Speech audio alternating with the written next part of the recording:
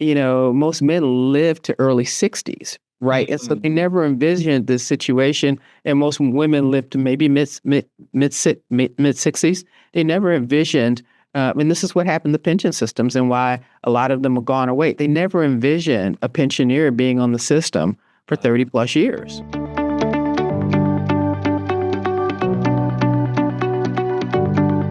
Hey, this is Matt Helton with OneTrust Home Loans, your reverse mortgage experts. And you found the Serving Senior podcast, where I highlight those businesses and those individuals that help seniors thrive in retirement. And today we have another one of those awesome guests. We have Dr. Lunceford. Yes, I said doctor. He's going to share more about that. But he's the managing director and partner at his firm. And he really specializes in educating and teaching seniors how retirement has changed, but also, more importantly, how you can use the changes in your favor to have the type of retirement that you need and deserve. Dr. Lunceford, how are you doing today? I'm doing very good. Thank you for having me, Matt. Thank you for being here. Is it all right if I call you Greg? Feel free. Okay, perfect. Well, thank you for working us in your schedule. I'd love to hear some background, maybe even take us back. When did you get really interested in education? When did you get interested in finances, and give us some background, even where you're from. Thank you. So, great question. I am born and raised in Chicago, Illinois. I've had over 30 years of experience in financial services. Half of it spent in corporate and investment banking. The other half of it I've spent in the wealth space. And how I got started, and from a researcher standpoint, in terms of marrying academia to financial advisory, is 2008. And we're going through the Great Recession. And I was working for another firm, and there were a number of people coming into our office asking for consultations because they had been given early exit packages by their firm.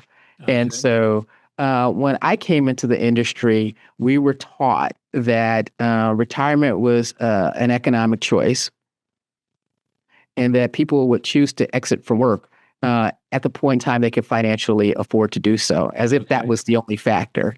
You even saw it play out around the time in some retirement commercials. I remember one saying, "What is your retirement number?" Or, as if that was the case. And so I'm watching people come in this period of time where there are massive layoffs. There are people who are worried about their financial security, but they've been given this exit package, this early exit package.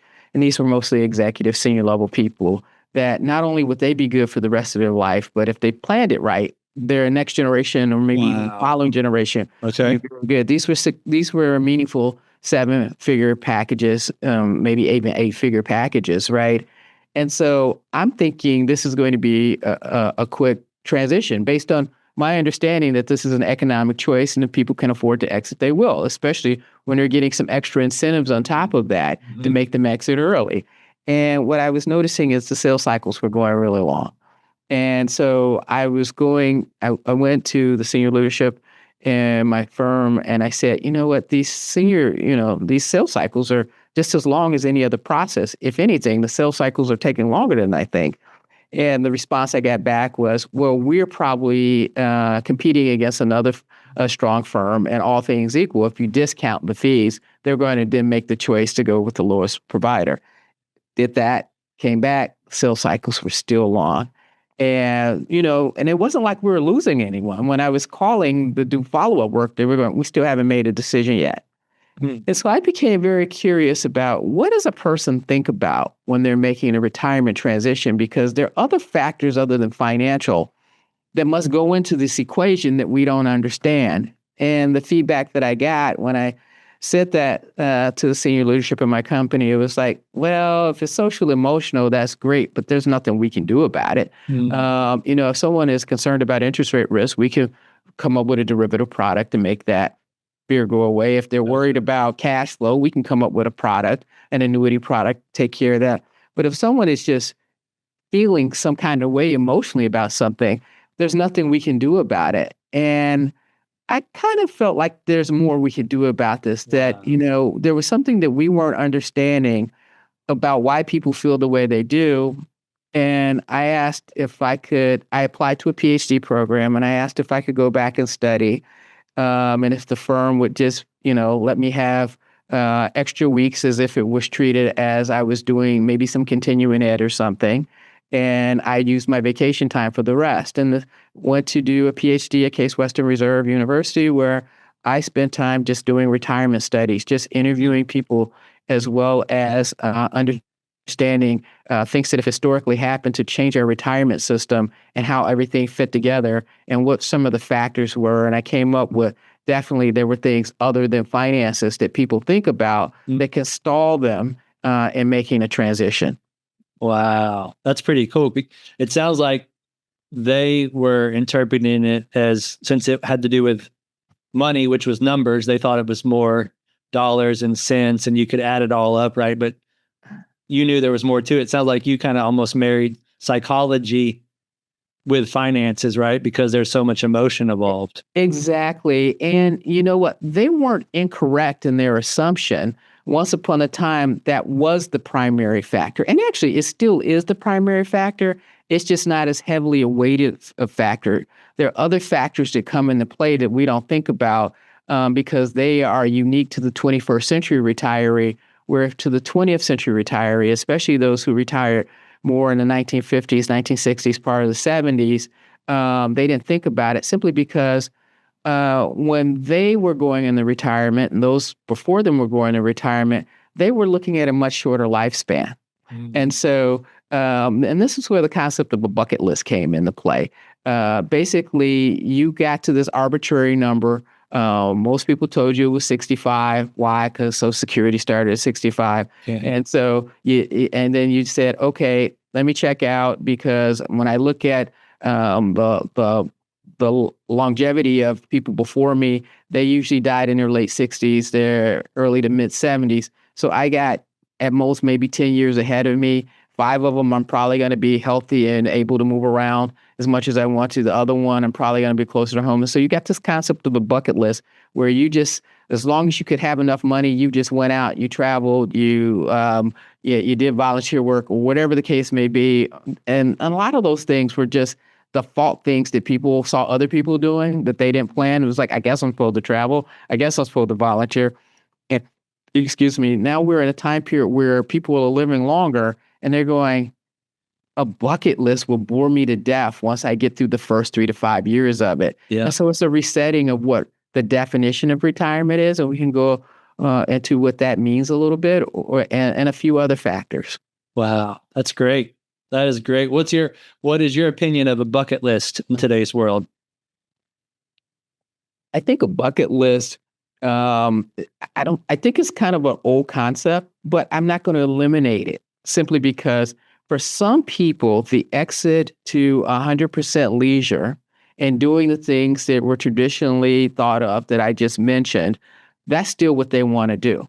And they don't mind doing it longer. But for other people, what they're finding is that they don't get a lot of psychological success doing that for an extended period of time. And so what is happening is a lot of people are entering into retirement without a plan beyond a financial plan. And there is a high incidence of people experiencing anxiety, depression, and things like that because they miss some of the non-financial benefits that came from work. So one of the things I like to do is explain to people what are some of the non-financial benefits you need to replace, as well as the financial benefits you have to replace and when you go into retirement. And for a lot of people, this arbitrary number of 65 or 67 has been thrown out there, but there was no proven evidence of it. It was just a number that was thrown out there when things like Social Security was started. Many people didn't even reach that age. So it was really more like them designing a number so that the system wouldn't have to pay out for long periods of time. Now that's easily attainable. We're getting more people living to age 100 than at any point in time in our history. And so it's just time to reset and rethink through all these things. That makes sense. Yeah, that's interesting. It reminds me of, I heard once someone ask, why are songs like around 3 minutes long? Like, was that the amount of time humans love to listen to music? No, that's all the recording period they had, right, on their Right. tapes and CDs. And then it kind of became known that, well, you should make it around 3 minutes. That's what everyone listens. But sounds like Social Security is the same way. They just kind of Same deal. they just made it up, right? Arbitrary number because Well, they thought the money wouldn't run out. That's how yes. much memory money they had, right? Well, exactly right. So, at the point when they start the system, the number was 65, but, most men live to early 60s, right? And so they never envisioned this situation, and most women live to maybe mid 60s. They never envisioned, and this is what happened to pension systems and why a lot of them have gone away. They never envisioned a pensioner being on the system for 30 plus years. Mm-hmm. Yeah, interesting. And now it's what is it? Political death. If you mention anything about cutting any of those things, the challenge is, right, what's going to happen? Is it going to eventually cut itself? Right. And so, Matt, the interesting thing is this is a global phenomenon. I mean, people are living longer across the globe. Yeah. And, we have our own issues that we talk about or we think about as it relates to our Social Security system. And, we've pushed the age back from 65 to 67. It will be 70 for some people.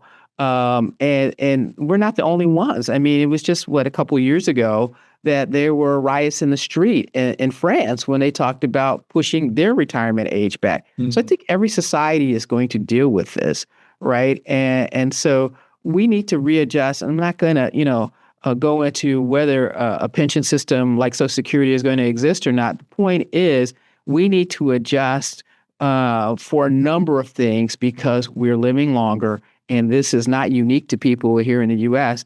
It exists around the world, and we're all going to have to deal with it. The cohort of people 65 plus grows every day simply because we live longer, not necessarily because of anything else.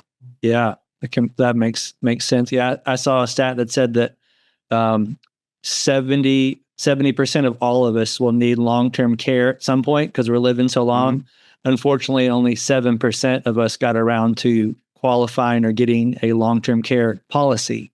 So it's a lot of self-insurance, and that's where you come in, teaching folks they need to save and prepare, or they're going to have some challenges in the future.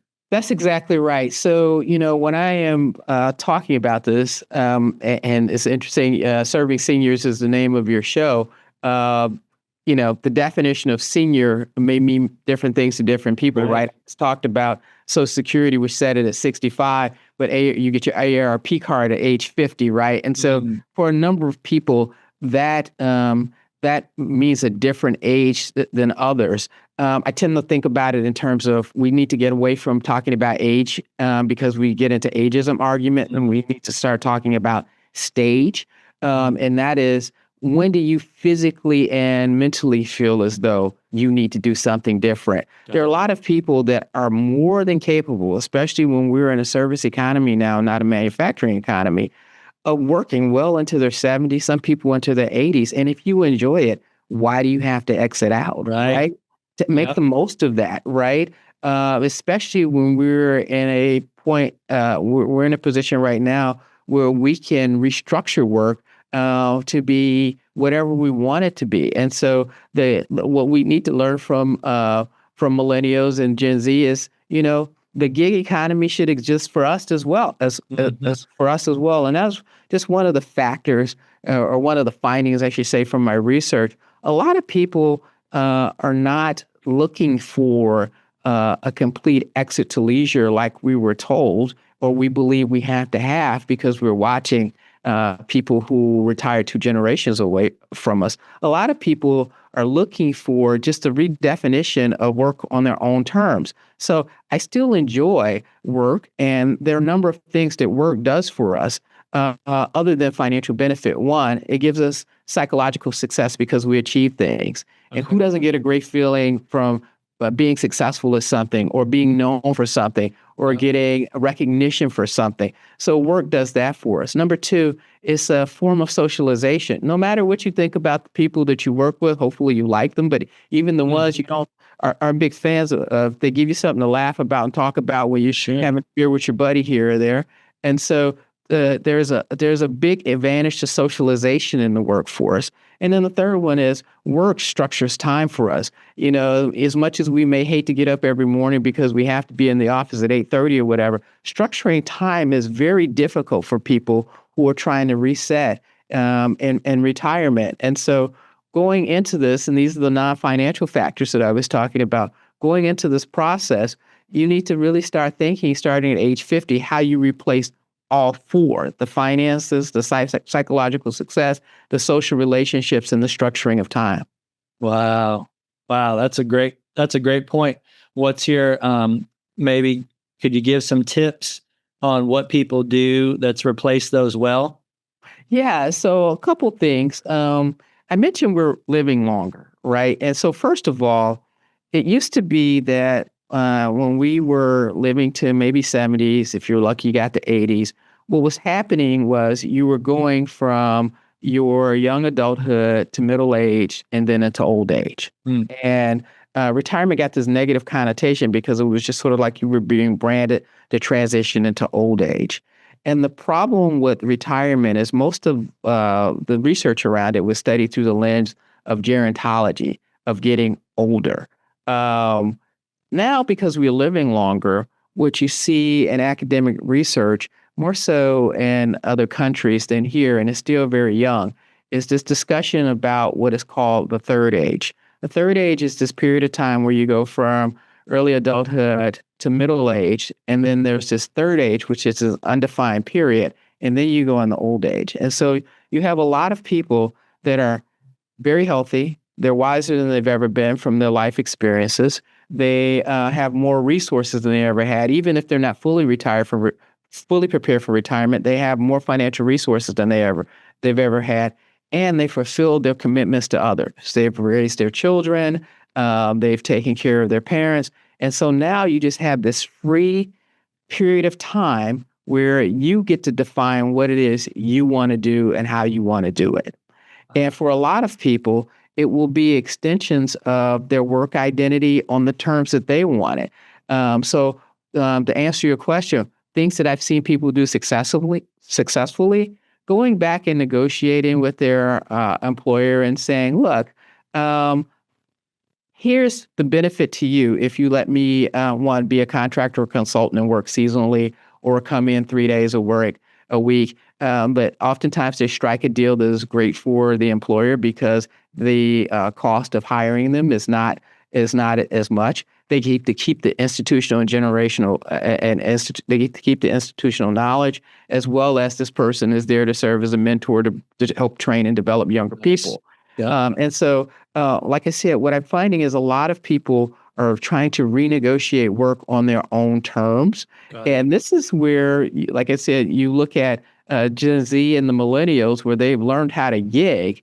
But one of the things that I think people have to understand is how to transition their skill sets so that they can gig in their third age and extend the things that they enjoy and be able to do that on their terms. Wow. That's very well said. So we need to learn from the wiser generation, but we also need to learn from the younger generation. It sounds like there's lessons to be taken from all places, it sounds like.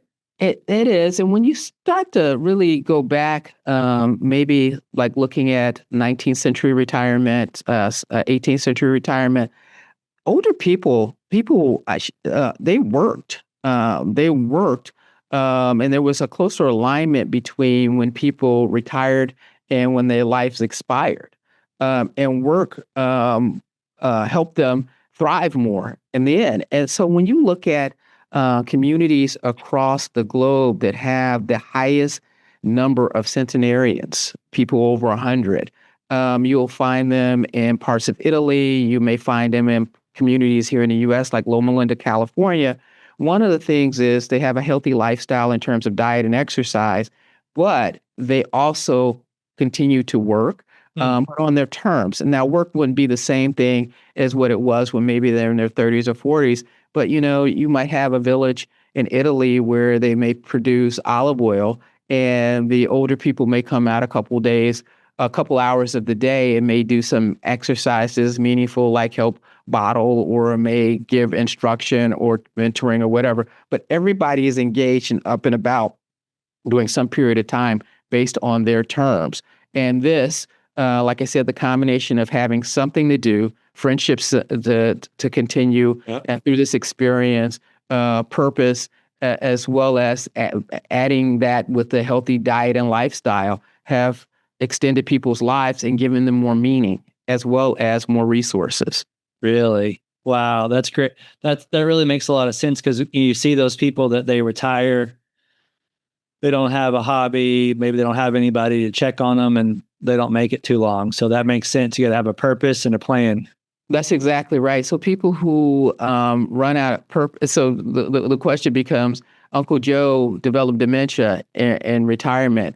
Well, was it he was just getting old and that's what happened, or was it the lack of activity that caused him to decline? Mm-hmm. We're now just getting to the point where we can see enough longevity to make that distinction. But for a lot of people, what was blamed as declining health was really maybe the early onset of some form of depression or clinical decline, just for them not being engaged. So I think if I get this straight, you're saying we're not supposed to retire and go straight to the lazy boy and either watch CNN or Fox News all day, and that's our only activity. That can be bad. It sounds like that's bad. Not unless that's what you really want and that gives you joy and all the purpose and things that you need. For a lot of people, they feel displaced. Yep. Once that happens, then you start getting this cognitive decline. And so for a lot of people, being forced in this position is probably one of the worst things that can happen to them. Sure. Yeah. If you sit around and watch news all day, I don't think you're going to be a happier, more productive person if that's all you watch. Because that's exactly right. And so what this builds is this conversation around meaningful play. Mm-hmm. So people have to do things that they feel, we keep talking about this bucket list, and it's all these things that are play. And what makes a lot of people not excited about retirement is because they view it as filling their day, but not doing things that are fulfilling during their day. Wow. And so when you're doing things that are fulfilling during your day, you're engaging in meaningful play. Yep. So, example of that, I have a friend that, prior to going to retirement, he would always go overseas and take pictures. It was just something he was doing for fun. And we would look at him and say, hey, Jim, why don't you have an art show? And he's like, nobody wants these or whatever. And he had a couple art shows and then realized that people were paying him for his photograph. This was a way for him to convert play into meaningful play. And he's been 20 years into retirement and he still does it. And it's a little side gig money for him, and it gives him meaning and purpose. And he's known for it. And creates a lot of socialization when he goes overseas. He gets to meet new people and engage in fantastic adventures. And so those are the kinds of things that we need to think about replacing in addition to our income in retirement. Mm-hmm. Because to the extent that we're successful in this and we're not engaging in physical and cognitive decline, right, our healthcare bill goes down in retirement, which helps us financially and gives us more free cash flow. Makes sense. That is fantastic. Yeah, great.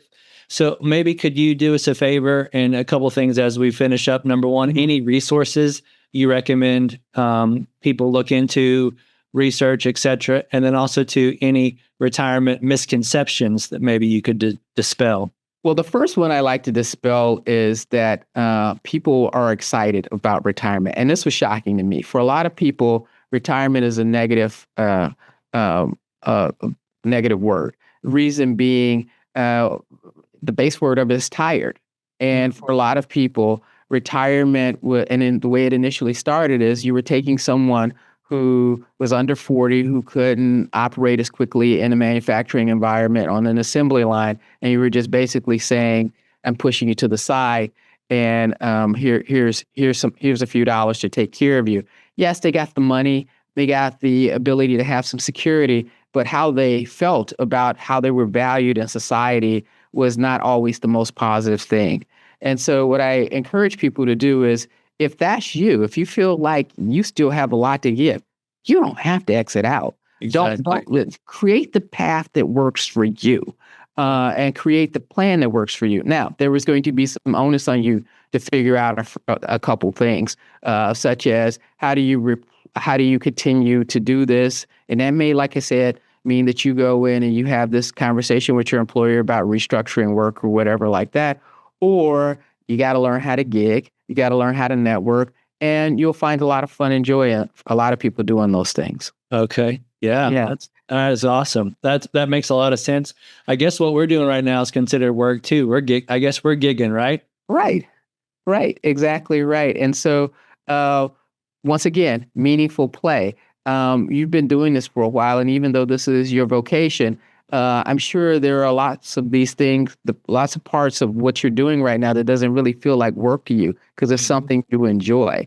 And what I find is that for a lot of people, they went into vocations simply because they were told this is what a respectable trade is, or this is what a acceptable profession is, not necessarily because they loved it, but because it was able for them to fulfill their obligations to their family or to others. And now this is the first time you get to pick what you want to do on your terms with no obligation to any other. So what I find is when I interview people or have interviewed people, some of the things that they want to tell me when you really get them thinking about it, and these are people that you would just never guess. These are people who are like heads of hospitals or, really successful attorneys. When they start thinking about it and they realize that they get to define what it is they want to be and not have limitations. I've had people come up to me. I get a lot of people that say they want to write mystery novels. Really? I get a lot of people that come to me and say they want to start a garage band with their buddies. I want to work at Disney World. I get a lot. That one was shocking to me. Really? Wow. But what a lot of people are trying to do is figure out how to have meaningful play, as well as for the first time, figure out something on their terms. Because for a lot of us, we were coached into what our work identity is, right? Someone was always putting their arm around us and saying, I think this is what you should be when you grow up. And then a lot of people get to it and go, yeah, it was great because I was able to do what I needed to do to fulfill my responsibilities. But that's what people told me I ought to do. What is it I ideally want to do? And so one of the things I often like to stress to people is think about what your retirement identity is. And if you have a partner, it's very important for that to be a shared vision. Okay. Right. And what can you work through? And what I find is when people start to really think about that, they come up with some of the most interesting things that are counter to their personality sometimes because they realize I have the freedom to do something that I find really interesting, but have never wanted to say. And why not go for it? What do I have to lose? Wow. That's great. Why not move out of that big city and do something interesting? My in-laws lived in the big city for years, and when they got to that age, they decided, you know what, I think it'd be interesting to have a farm. And they left and they went to Missouri and bought a farm, knew nothing about it, but had a great time. That was fun to them, right? And that's how they redefine themselves. Now is the time you get to pick to redefine yourself and do whatever you want. Don't feel as though you have to go into this lane that society may have pushed you to because that was just what people did when they had shorter lifespans. Wow. Very well said. Well, could you share as we're wrapping up here, where do you serve clients? How would people get in touch with you as far as the business side of what you do on their finance? Absolutely. So the company I work for is Mesirow Financial, MESIROW. If you go to Mesirow.com and click on Wealth Management, you will see what our practice does. There's also, if you search my name, Gregg Lunceford, you will come up with my practice page. It will have on it a number of things we do for clients, what we do in the community, some literature there in terms of our retirement guide and things like that. I always welcome the opportunity to speak with folks. That's fantastic. Thank you for sharing that. And maybe share, before we go, what's your opinion about housing wealth and how does that work into a financial plan and how can that aid someone that could use a little extra boost? Yeah, housing wealth, I think, is going to be one of those things that's going to be necessary to consider simply because we no longer have those traditional employer pensions. And I think a lot of people were going to have to figure out Should I downsize? Should I use some traditional product to get there? Because simply the Social Security now covers about 30% of the average household's expenses.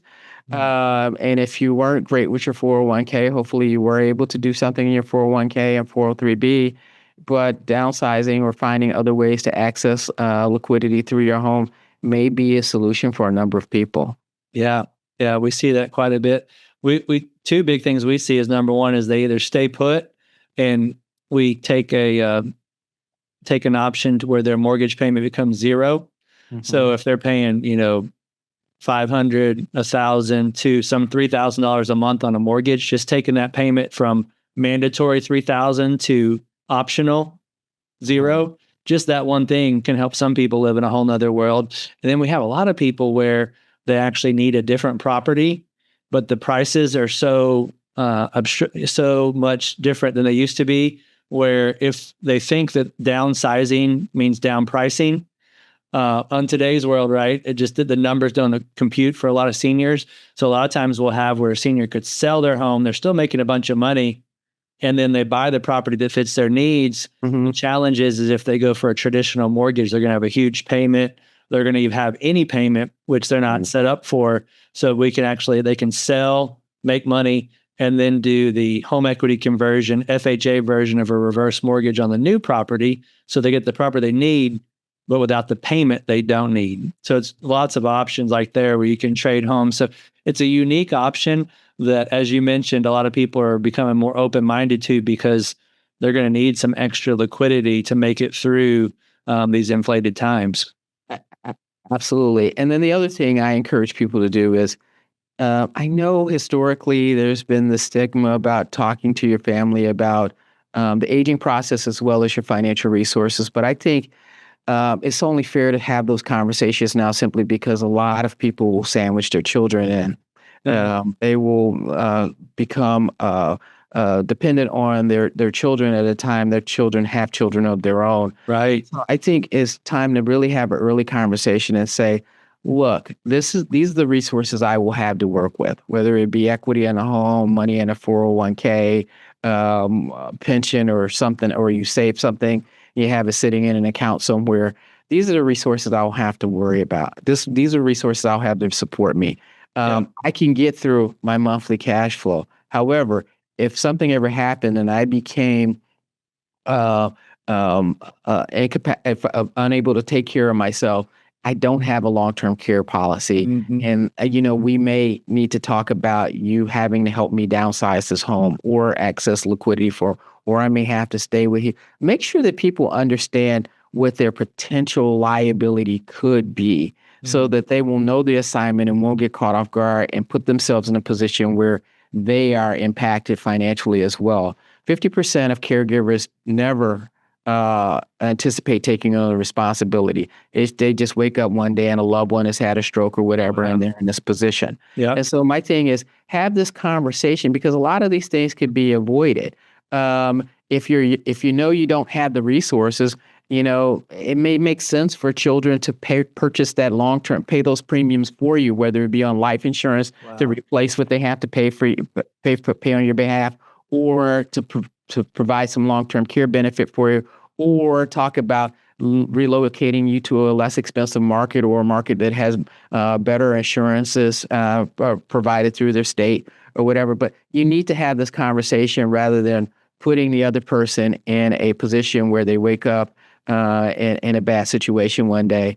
Because what often happens is when you become the caregiver, most caregivers have to come out of pocket for some expense themselves because there's a deficit. Most caregivers have to relax some part of their personal lifestyle. So, hey, I'm having a great career, things are going for me, but mom now needs me to stop work.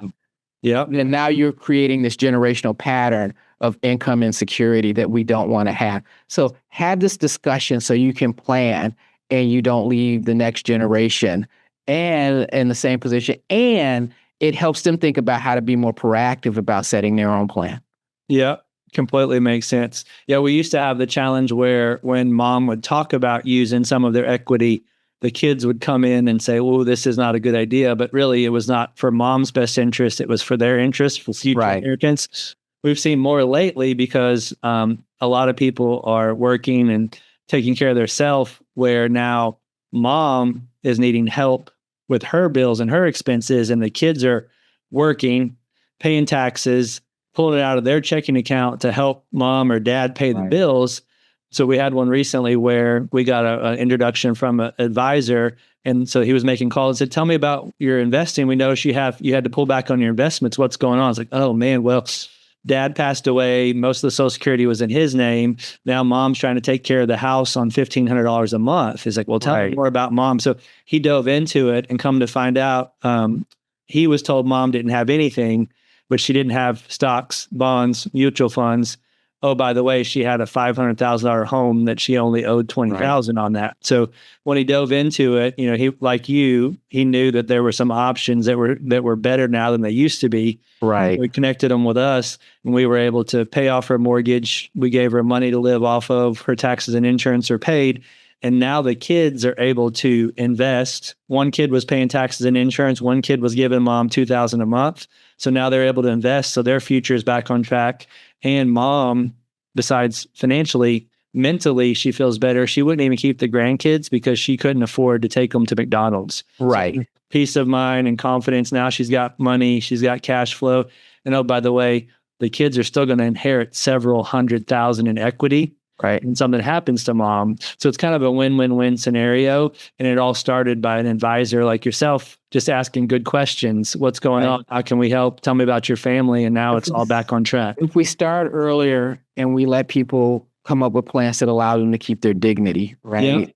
Yeah. That's going to be a better experience for a number of reasons. Exactly. Well, I want to thank you so much for reaching out, and so much for what you're doing. And most importantly, for wanting to solve the problem, not why people aren't saving or why people aren't challenged, but actually understanding the person and the mental side, because there's so much more to money than just the dollars and cents. And you've really done a great job of really analyzing that and learning about the people. So thank you for taking the time to do that and explaining that to us today. You're very welcome. Thank you for the invitation to be on your show, Matt. You're so welcome. And thank you for watching the Serving Senior podcast, where we highlight these awesome people like Dr. Lunceford that helps seniors thrive in retirement. See you on the next episode. Thank you again. Talk with you soon. Hey, this is Matt Helton with OneTrust Home Loans, home of Retirement Mortgage Solutions. And we really do appreciate you checking out the Serving Seniors podcast today. Now, please go to the description down in the body of the podcast where you can subscribe to get future shows. Please click that notification button so you get notified when other shows drop. And also, if you can go to servingseniourspodcast.com, and we'd love to hear a comment about our show. We have a heart to serve seniors, and we have a heart to make sure seniors don't just survive retirement, don't just get by in retirement. We want to show seniors how to thrive in retirement. So if you know of anyone that's 55 and older that could use some extra cash flow, maybe the retirement's not going the way that they like, our retirement mortgage solutions are designed for folks, and depending on the state, they're either 55 or 62 and older, to make sure that they have that kind of retirement that they want. As long as they own a home and they're in a good equity position, there could be some solutions that they may not have thought about, or maybe they've thought of and they just didn't know how they work. That's what we do. So anyone in that age group that could use some mortgage advice, my team and I would love to be able to help them. Thanks again, and look forward to seeing you on the next show. Have a great day.